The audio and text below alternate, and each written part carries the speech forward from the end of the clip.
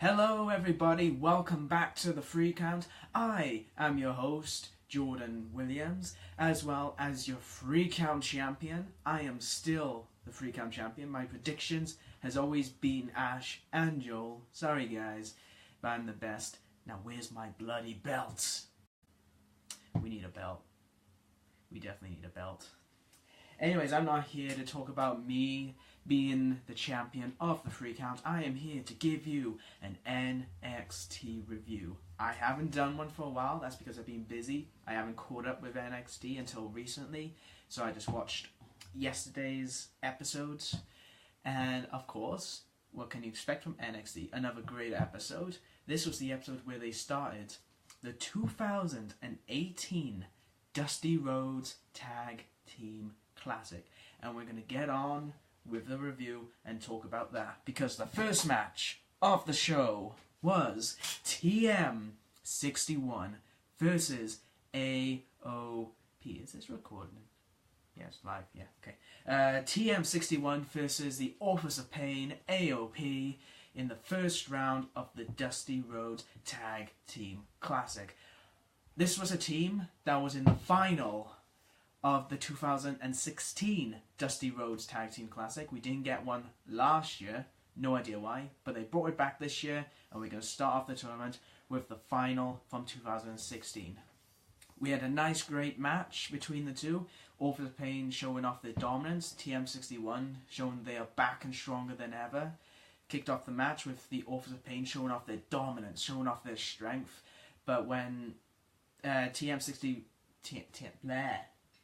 when TM61 was in the ring together, showing off their tag team moves, they can show that they can beat one Authors of Pain with both of their tag team moves, showing that they are showing off their best offense that they possibly can, as well as done an amazing flip off the ring. Shane Thorne showing off that his leg is all healed up.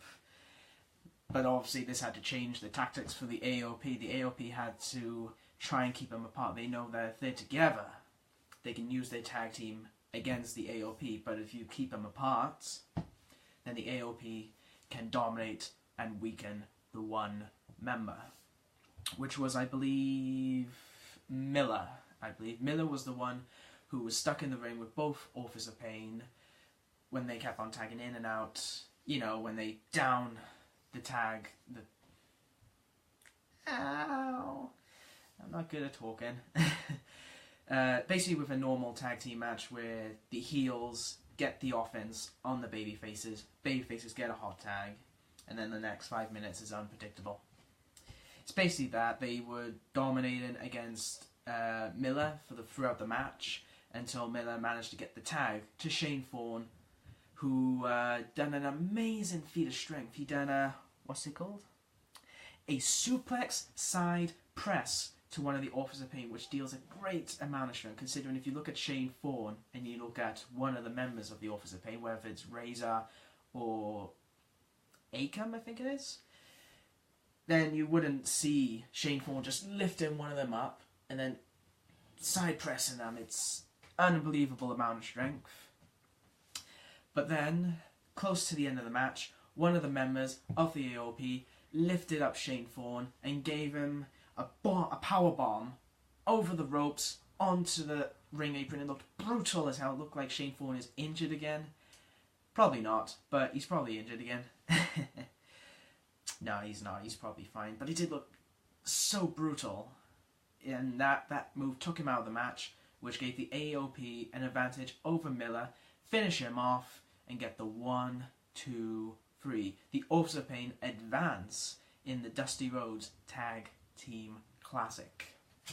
And that was it for the Dusty Rhodes for this week. Next week we'll be getting Heavy Machinery versus the Street Profits, and we'll also get Sanity versus, if I could get their name right, Tino Sambarella and Moss.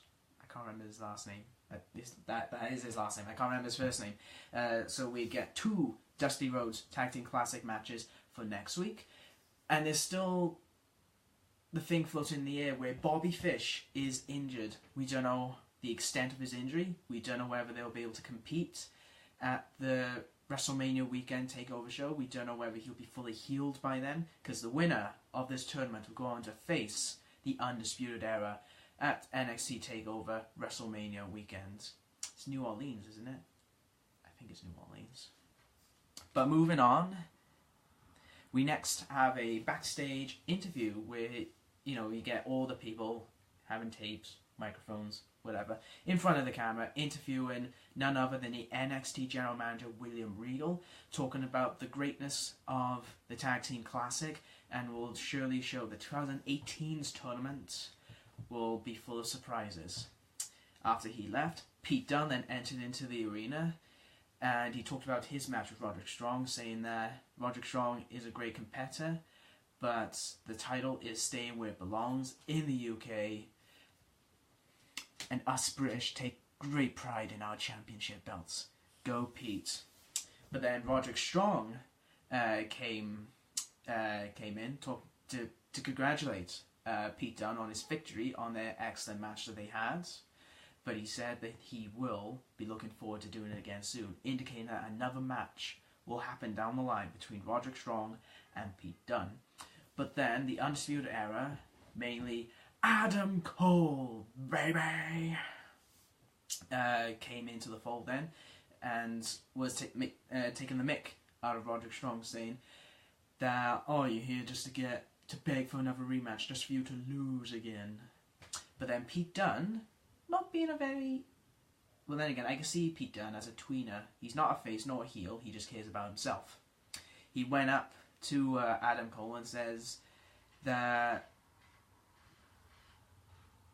you know, that's funny because Cole hasn't won anything since arriving in NXT, which set Cole off. Well, no, it didn't actually see him flipping off, going like, why is that happening? No, it just sets them both having a close face-to-face contact until William Regal came in before a fight broke.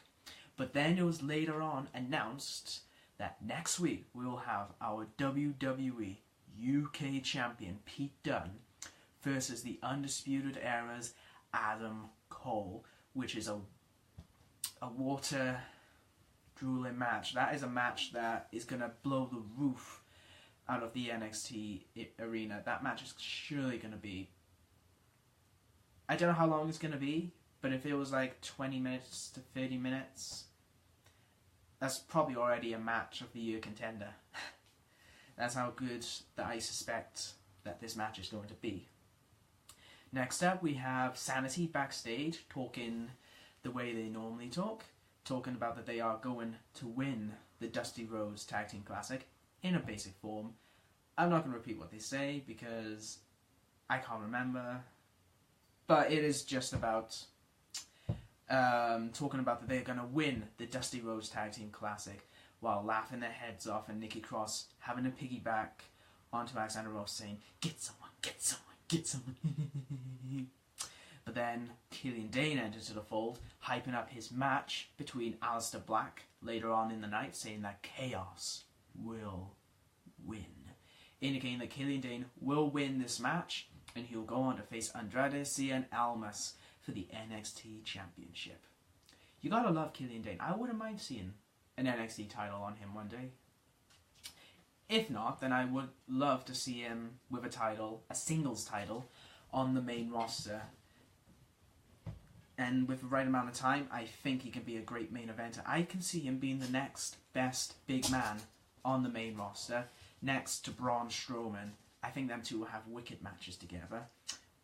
What do you want? Oh god. Right. The dog wants to join now. Oh. There you go. Right, next up we have Bianca Belair versus an enhancement talent. Pretty standard, basic enhancement talent where it's basically showing off and hyping up Bianca Belair, showing off what she can do in the ring, showing her strength, and she won very easily against the enhancement talent, who had no offense in this match. So once again, pushing Bianca Belair to be this next contender down the line for the NXT title, women's title probably. Speaking of NXT women's title, after the match we had an interview with Lacey Evans, who the interviewer announced that next week it will be Lacey Evans versus Bianca Kai. And, you know, it's just basically talking down about the face, saying that she has no class or anything like that. She's not ready for Lacey Evans, but she'll teach her a thing.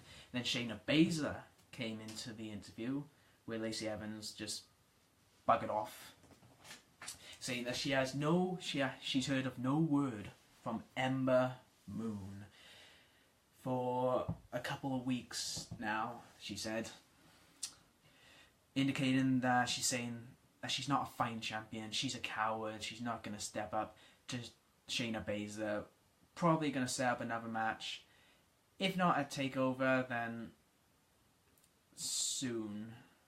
I got a feeling that will be the match, Shayna Baszler versus Ember Moon, probably in a Pacific match, not sure what it is yet, but we will see at WrestleMania.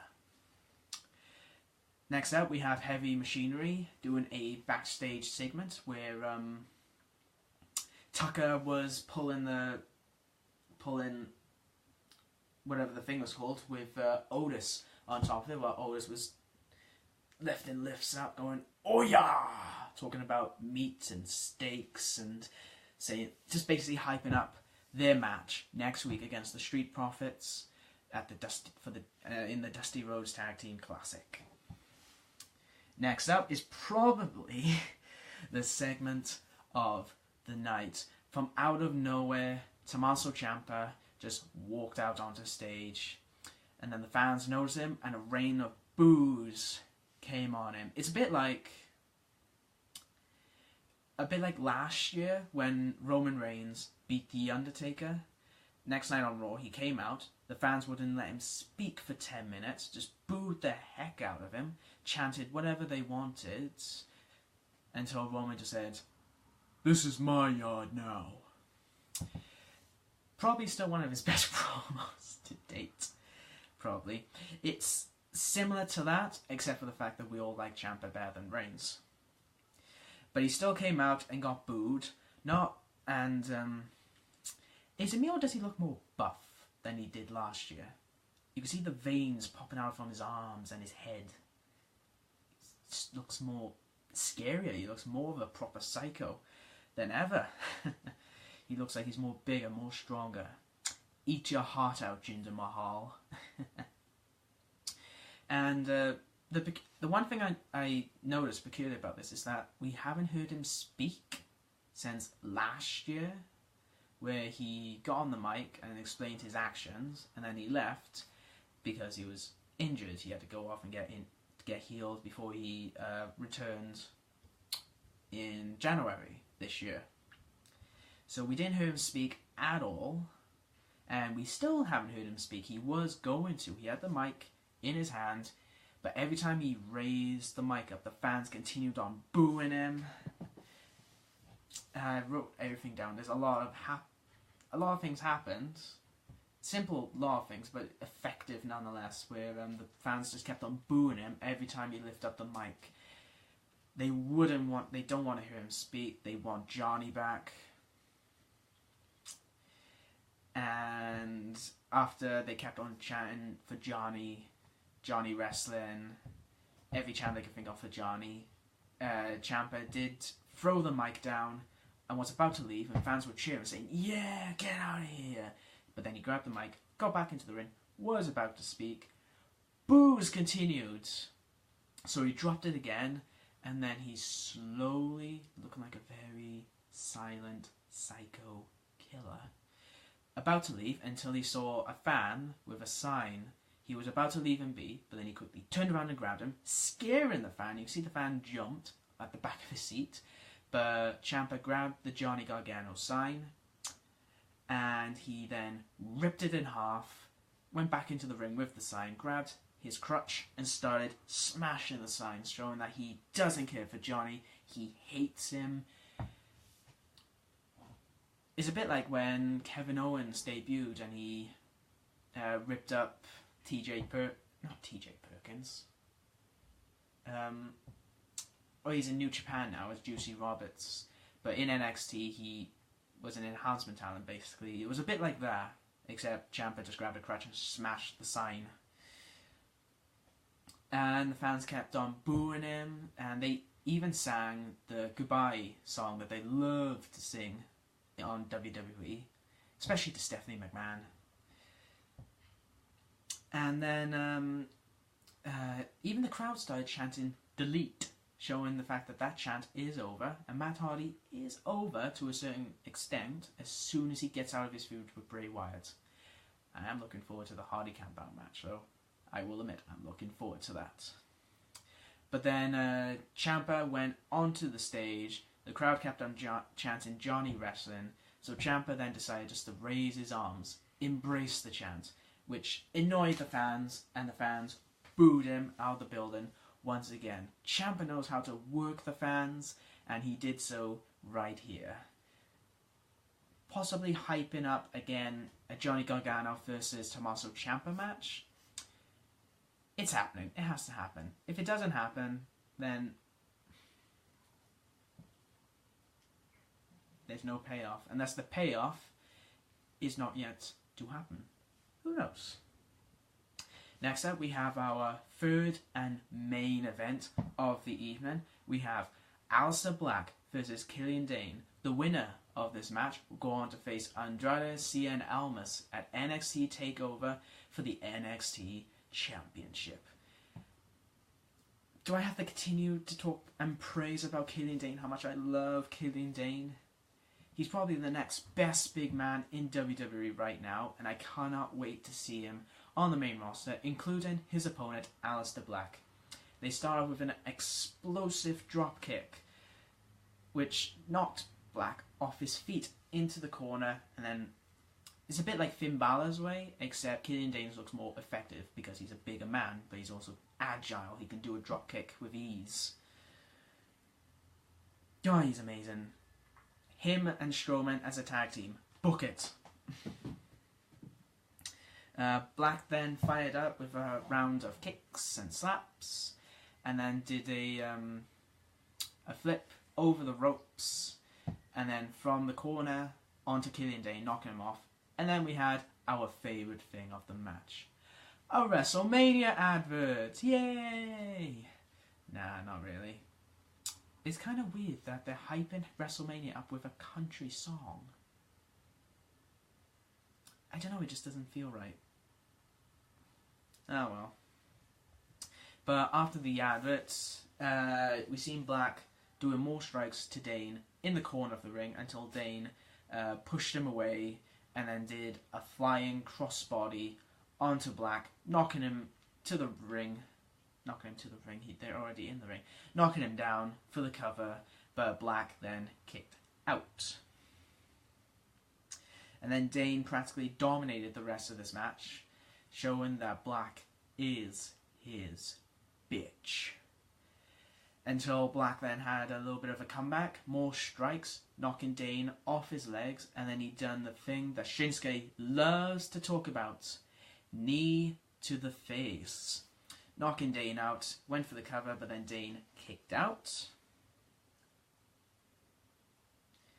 And then after a couple of more moves, Black then went up onto the top rope thinking a double axe handle could work. He went for it, but instead of clocking Dane, Dane clocked him with a clothesline.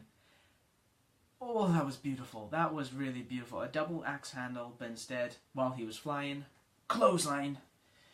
But once again, Black kicked out. Then Dane went on to use his triple combo move. I love it. He does like a sort of a slam. He had Black on his shoulders. Looked like Wade Barrett's waistland. So he just slammed him down.